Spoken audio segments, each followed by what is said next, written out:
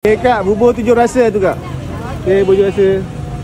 Tapi akak bukan 7 rasa tak kak? Akak 5 rasa je. 5 rasa saja. Somsom. Somsom santan. Somsom santan. Kita ada somsom pandan. Somsom pandan. Kalau beli ni saja boleh ke? Boleh juga. Satu bekal RM5. Okay, faham kak. Okay. Kita ada puteri mandi. Tapi ni kalau akak dah sodok semua RM1 kak? Kita campur-campur RM1 kak? Ya, campur-campur kira RM6 deh. Oh, RM6 juga. Satu pun sama, banyak pun sama lah. Kita ada pulut. Kita ada sagu. Makan apa ni kak? Kita makan dengan gula merah dia, air gula Melaka. Oh, macam ni dia kira RM6 saja. Satu bekal. Tapi akak start buka jam berapa kak? Saya akan buka start pukul 4 sampai buka puasa lah. Kalau habis awal, habis lah. Kalau habis awal kita tutup awal.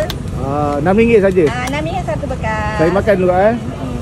Okay kak, nice. Terima kasih.